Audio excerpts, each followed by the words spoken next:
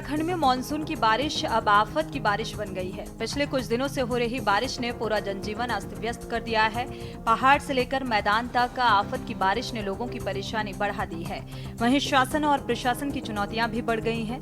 देर रात तक नदी किनारे रहने वालों को एक ओर जहां सुरक्षित स्थानों पर पहुंचाना पड़ रहा है, तो दूसरी ओर लैंडस्लाइड की वजह से लगातार बंद होते मार्ग और बढ़ता जाम भी शासन और प्रशासन की चिंता को बढ़ा रहा है। इस बीच नैनीताल हाईकोर्ट ने बरसात से पहले नदियों का चिलाइजेशन, बाढ़ राहत के कार्य व नदियों में मलबा नहीं हटाने को लेकर सरकार से जवाब मांगा है। 2023 दाखिल की गई थी। इस उद्देश्य को लेकर की गई थी कि जो उत्तराखंड राज्य की जो आरक्षित वन क्षेत्र की नदियां हैं, जिसमें भारी मात्रा में शील्ड और मलबा भरा पड़ा है, जिससे जो है आबादी क्षेत्र में भारी भूकटाव होता है, जनहानि होती है। मैंने कोर्ट से आर्ग्यू किया था कि इस मलबे शील्ड को हटाया जाए और नदियों को चैनलाइज किया जाए, नदियों को साफ किया जाए, उनकी धारा में परिवर्तित किया जाए। लेकिन हैरत की बात यह है कि आज की सुनवाई में माननीय न्यायालय में राज्य सरकार की पोल खुल गई इनकी कामों की। 29 और 30 तारीख को चोरगलिया क्षेत्र में नंधौर नदी ने भयंकर पहले फ्लड की बाढ़ में भयंकर नुकसान किया। 300 मीटर भीड़े का कटाव हुआ और मैं उसी सारे एविडेंस को लेकर, फोटोज़ और वीडियोज़ को लेकर के आज निर्धारित तारीख में माननीय न्यायालय के समक्ष उपस्थित हुआ और सारे एविडेंस मैंने न्यायालय को दिए कि पूरे साल भर प्रशासन सोया रहा। 1 साल से तो काउंटर नहीं दिया स्टेट गवर्नमेंट ने। तो इससे विदित होता है कि ये कितने उदासीन हैं दैवीय आपदा और बाढ़ से बचाव के प्रति। पूरा उत्तराखंड राज्य की भौगोलिक परिस्थिति दैवीय आपदा के प्रति कितनी गंभीर है, आप सब जानते हैं, चाहे वो केदारनाथ की आपदा हो, मालपा की आपदा हो। तो आज माननीय न्यायालय ने अंतिम आदेश ये पारित किया है कि 2 सप्ताह के अंदर आपने काउंटर क्यों दाखिल नहीं किया, 2 सप्ताह के अंदर काउंटर दाखिल करें। और आज की तिथि में बाढ़ सुरक्षा की, नंधौर नदी से बाढ़ से बचाव की दशा में आज की तिथि में क्या स्टेटस रिपोर्ट क्या है, वह कोर्ट को प्रस्तुत करें। और 2 सप्ताह का टाइम दिया है और जुलाई अंतिम सप्ताह में इसकी सुनवाई की तिथि निर्धारित की है। और निश्चित तौर पर राज्य सरकार बाढ़ सुरक्षा कार्य में नाकामी साबित हुई है और 3 महीने का रेनी सीजन है, भयंकर कष्ट का समय है। तो न्यायालय से यही गुहार लगाई गई है कि जनहित में तत्काल जो है इस पर कार्रवाई की जाए और उदासीन अधिकारियों के ऊपर सख्त से सख्त कार्रवाई की जाए। विदित होगा आप लोगों को कि 2 जिला अधिकारी 2 दिन मैं कहूँगा और भी जो है जो कुमाऊं के डिस्ट्रिक्ट उनको रेड में हमने रखा है, वार्निंग में, और जो गढ़वाल के डिस्ट्रिक्ट में अभी बोले आपको बताए, उसमें ऑरेंज अलर्ट हमने रखा हुआ है। तो 5 और 6 में ये चीज़ें रखी गई है। तो यही हमारा वो है कि जो आवागमन कर रहे हैं लोग जो है वो देखेंगे कि जो है बहुत सावधानी से मूवमेंट करना है और ज़रूरी नहीं हो तो अवॉइड करना चाहिए।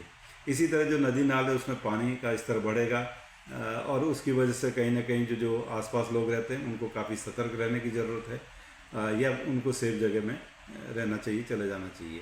इसी तरह जो लोग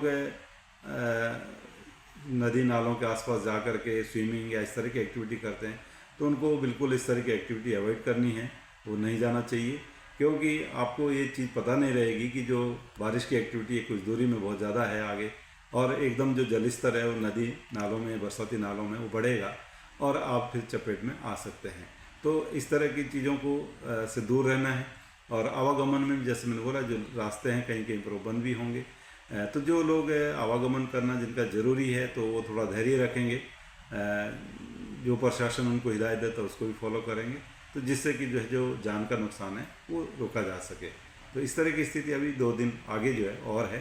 7 तारीख से फिर जो राहत कुछ मिल जाएगी। तो 7 तारीख से आप ये कह सकते हैं कि हल्की मध्यम बारिश तो अनेक जगहों तक में मिलती रहेंगी आगे भी, और एका दुक्का कहीं ठीक है हैवी रेंस मिलेंगी, गढ़वाल में है चाहे आंध्र कुमाऊं रीजन में है। बाकी ये लग रहा है कि थोड़ी एक्टिविटी 3-4 दिन फिर आगे जो है 7 तारीख से लेके वो थोड़ी कम है।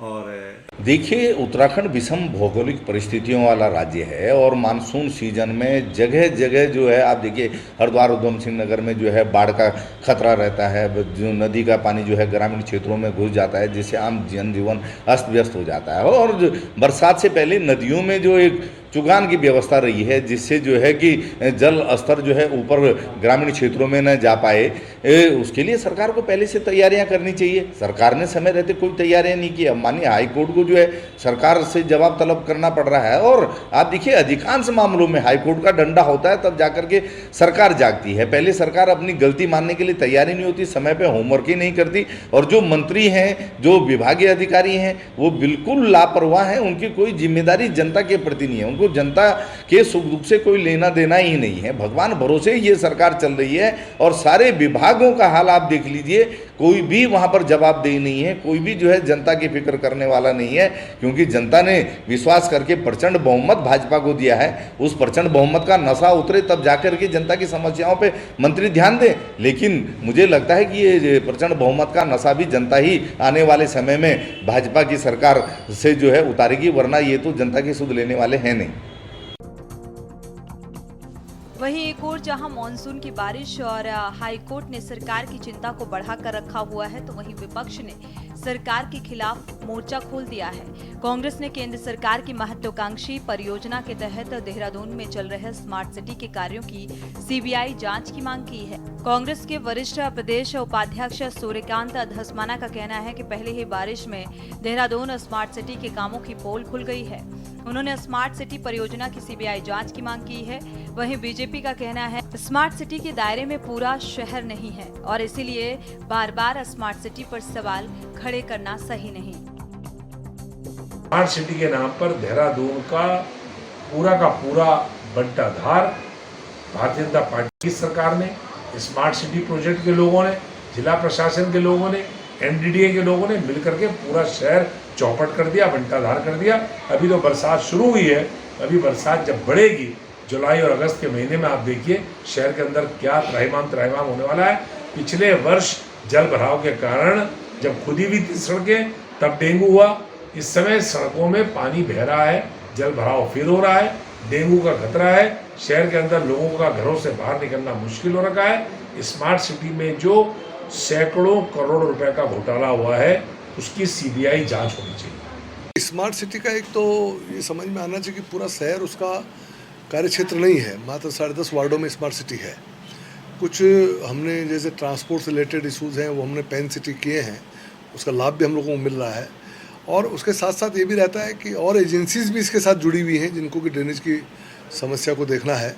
शुरू में जब बरसात होती है तो शुरुआती दौर में कहीं ना कहीं ब्लॉकेज और वाटर लॉगिंग के केसेस आते हैं, लेकिन धीरे धीरे करके वो फिर ठीक किए जाते हैं ताकि आगे चलकर लंबे समय तक वो दिक्कतें ना हो। हम लोग उस पर काम कर रहे हैं और उसके साथ साथ एक ड्रेनेज का मास्टर प्लान पूरे देहरादून को हम लोग तैयार कर रहे हैं। लगभग 2000 करोड़ रुपए का ये मास्टर प्लान है, उसकी जोनिंग हो चुकी है, उसका बाकायदा अभी एक ब्लूप्रिंट हम लोग तैयार कर रहे हैं, सर्वे चल रहे हैं। तो आने वाले समय में पूरे देहरादून को एक ड्रेनेज का मास्टर प्लान मिलने जा रहा है, जो हमारी सरकार जिस पर आगे बढ़ रही है। और जिस दिन वो पूरा हो जाएगा तो शहर में जो छुटपुट वाटर लॉगिंग की समस्याएं आती हैं, इसका समाधान हो पाएगा। एक अंतिम प्रश्न है अभी कुल मिलाकर मॉनसून की पहली बारिश ने सरकार के दावों की पोल खोलकर रख दी है। पहाड़ से लेकर मैदान तक जनजीवन अस्त व्यस्त हो गया है और इसके साथ ही तमाम निर्माण कार्यों पर भी सवाल उठने लगे हैं। और इस बीच नैनीताल हाईकोर्ट ने बरसात से पहले नदियों की सफाई न होने पर भी सरकार से जवाब मांगा है। सवाल है कि आखिर बार बार क्यों कोर्ट से सरकार को फटकार पड़ रही है, आखिर क्यों समय रहते सरकार ने पूरी तैयारी नहीं की। Uttarakhand desk report.